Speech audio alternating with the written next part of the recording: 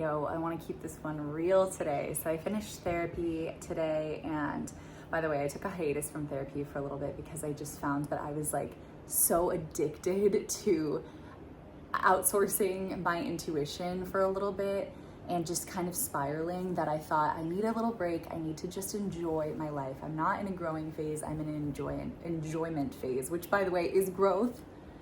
And I just saw a Tony Robbins thing, which is not a teacher I generally reference, but I ended up on his site on this thing about growth and how this one woman was addicted to growth. And he was like, don't you think that your addiction to growth is getting in the way of your actual growth? And that enjoying is also growing, that a child still grows whether they're focused on the growing or not. Whew. For somebody like me who loves growth as well, and it definitely is one of my top 3 values. I always say humor, love, growth. There's more than that, but those are really core to me. It felt really confronting, but I know that because I've had to take time off of the work in order to just enjoy. And I finally feel like I'm in a good flow with that. I know when it's time to heal and to do the work and grow, and when it's time to truly enjoy. And the truth is, enjoying is number 1 all the time, all the way, always taking precedent over growth no matter what, because like he said, growth will always happen. And we don't really have control. We can focus our energy more on things and on times, and sometimes it does need a little more tending to. I use the plant metaphor a lot, right? But like if this plant behind me was starting to die, we would start to work on helping it and reinforcing it. And then it's in an enjoyment phase, and we can let it be in the sun and let it have its natural thing and keep it nourished, but the focus isn't on healing. But if it starts to wilt again, we focus again on healing. So you get to decide, like, how do you know you're still in the healing phase? And that's something that you should make note of. I often say that our bodies do give us indicators and signs. For me, my hair will start falling out when I go into dysfunction. I also will start going into mania kind of and anxiety, and I start to try to hyper control things. And I know that's when I'm losing a sense of my safety. I know that's when I need to come back to my nourishment. I know that's when I need to regulate. I know that's when changes then eventually need to be made as well. So I just went through that phase, as I've shared here publicly with my partner, where we were looking at what is the dynamic of the relationship. We felt like we moved in too soon. We felt like we had a lot of things to sort out, which were around compatibilities and seeing if my value for growth and his for peace. We both have love and humor as the top, and then growth is mine, peace is his. So these are the ones that are sort of in question, but they're also very balancing to one another. I love his peace. I love how he is calm. I love the things, but we're trying to look at what we both need in that and give each other room to both grow and have peace, not on top of each other right now as we both navigate a big transition. I've been saying he's in transition, I'm in transition, because I've just called in a whole new level of what I'm calling, which is a Brad Yates quote, unreasonable success. Unreasonable success. I'm calling that in now. And he's going in through a transition in looking for a new career. And I felt that both of us were just needing different things from each other right now. And being on top of each other was creating a friction or an urgency, mostly from me. And I'm looking now that I have some space, and now that I just had this conversation with my therapist, and now that I know when it's healing and when it's this and what phase of it all I'm in a phase where it's not healing reclusively, which sometimes does need to be done, but I'm not in that phase, and I also try not to do that because it used to be an old tendency of mine. But right now, I know and I'm seeing my role in this. And it was actually really humbling because I do look at my role in things often, but for some reason this entire time I was thinking, well, this isn't really me, it's just what I need. And maybe there were moments I'm like, are my needs too much? But then I'm like, no, they're not too much. They're essential. We all have needs, and it's either people are able to meet you there or they're not. So, okay, so yeah, what I found out about myself is, I knew this, I really love to control a thing. And I love my urgency. I love things to happen yesterday. That is a pattern of mine. I love moving fast. I love talking fast. I love doing everything fast. People will tell me I run circles around them, and it's almost like chaotic, because the way that I shop at the grocery store, the way that I drive, literally the amount of speeding tickets I got when I was a teen is absurd. I know that there's a lot of jokes that would be made about that if you know what I'm talking about. But anyways, if not, just leave me alone. Actually, you leave me alone if you know what I'm talking about. Anyway, point is, I was in driver's ed so much that people used to pay me to do their driver's ed because I knew it off the back of, like, literally the back of my hand, because of how many times I did it to take the points off my record from speeding. All right, I love to go fast. Literally, if you ain't first, you're last. It's like the only movie I've ever seen is Talladega Nights, probably because it's in alignment with if you ain't first, you're last. I love to go fast. How many more times can I say that? And it's really hard for me to be in unknowns and uncertainty. I know that's hard for everyone, but I'm admitting it. I struggle. I thrash. I get anxious. I like to know. I like to be in control, or at least have this perceived notion that I am in control, and then I can kind of quell the parts of me that know that they're not in control with that fake band-aid of control. So throughout this process, and I shared in a couple of videos ago how it brings up anxiety for me to not be in control, but it's not an anxiety about not being safe. That has been a reality for me.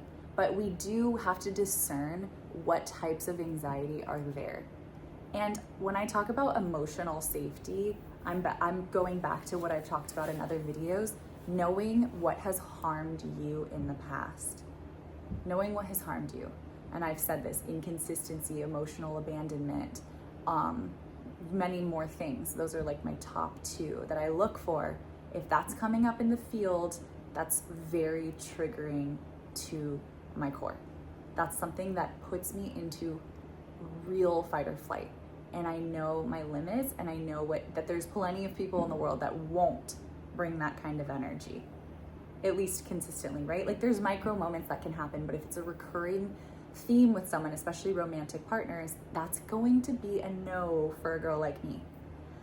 So I'm seeing no no's, no red flags in my field of safety or harm in my dynamic whatsoever.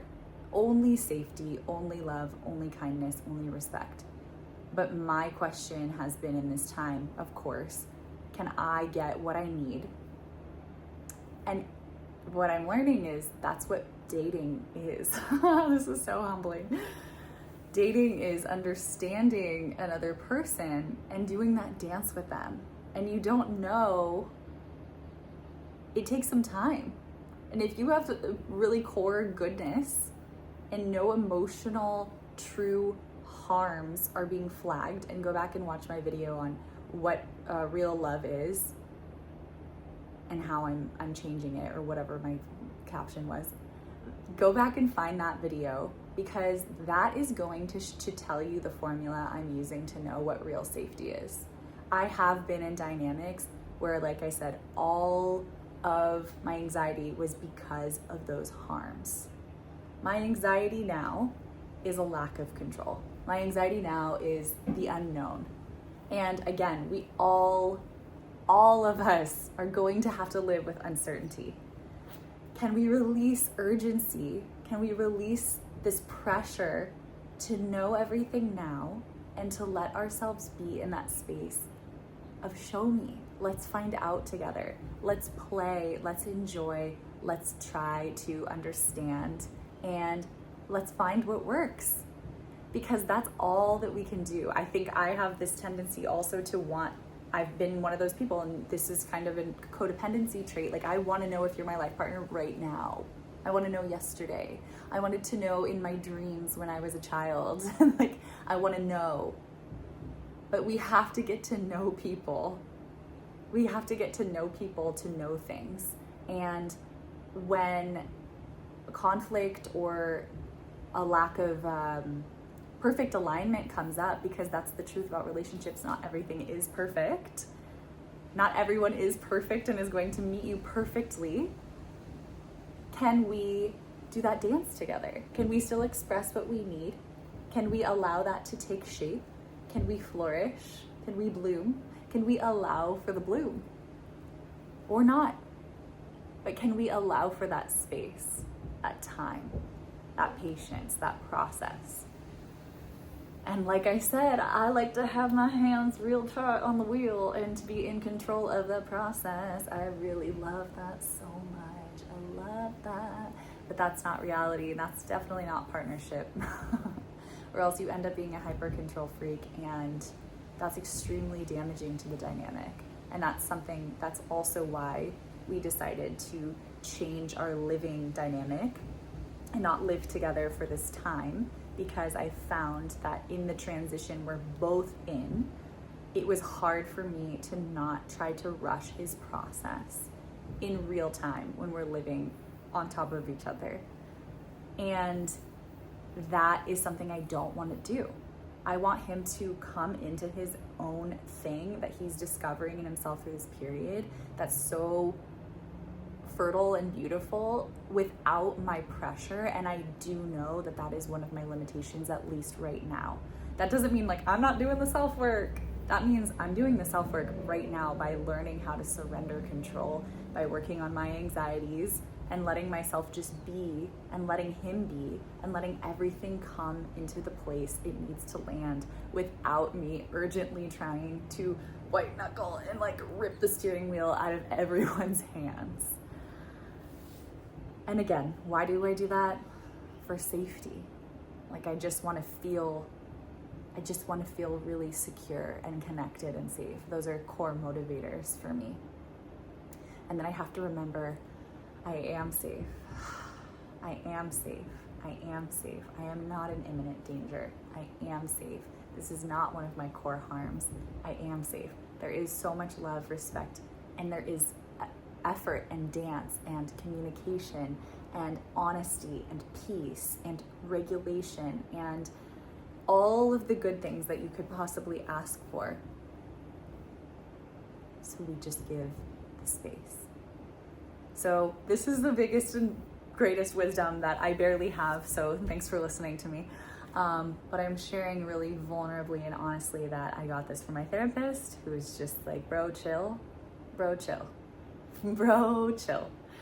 And if you need that message today, bro, chill. Let the universe have your back. As Gabby Bernstein says, the universe has your back. You are guided, you are supported.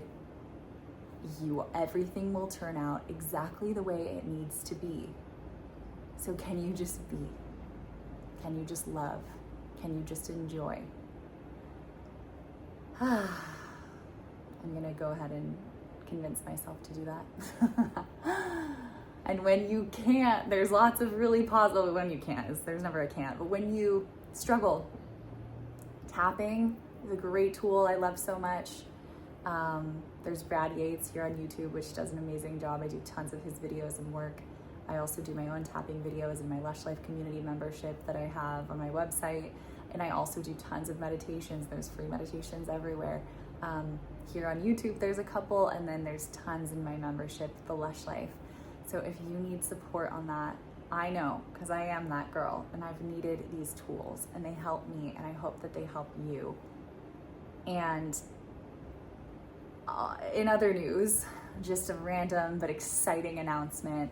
If you don't already know, I'm actually hosting a retreat here on Maui at the end of, the beginning of next year. I was gonna say the end of this year. It's January 2026, from January 15th through the 18th here on Maui. It's in South Maui at a beautiful house, and we only have 2 more rooms available in the house. But if you're local to Maui or you wanna stay somewhere, come stay and do this retreat with us. It's females only. It's called Lit and Luscious, and it's all about coming home to yourself and your authentic joy. And that is something that I'm all about, no matter what always, always, always. And I want to help show you that those are the moves that I've made in my life. And I want to show you exactly what you can do to come home to you and to stop self-abandoning. And it's going to be with my friend and previous coach, Laura Jurgens, who has a PhD, and she's a sex, love, and relationship coach. She is so incredibly powerful, so interesting, so helpful, and she's going to be teaching us all these different ways to be more intimate and connected and enjoy and have pleasure in our lives and in our bodies. So don't miss it. That's a plug. That's right here. And like I said, we only have 2 more spaces in the house, and then there's ways to find your own lodging and come in and out. That's available as well. So check it out. I hope that you have the most beautiful day. Thank you for being here. Share this with a friend who maybe struggles or is in a change in a dynamic, a relationship, or even a career. Just know everything is taken care of. You are supported. Let everything show you exactly what needs to be, and you will be okay, I promise. You don't need to be like this. You got a whole team behind you driving, okay? All my love.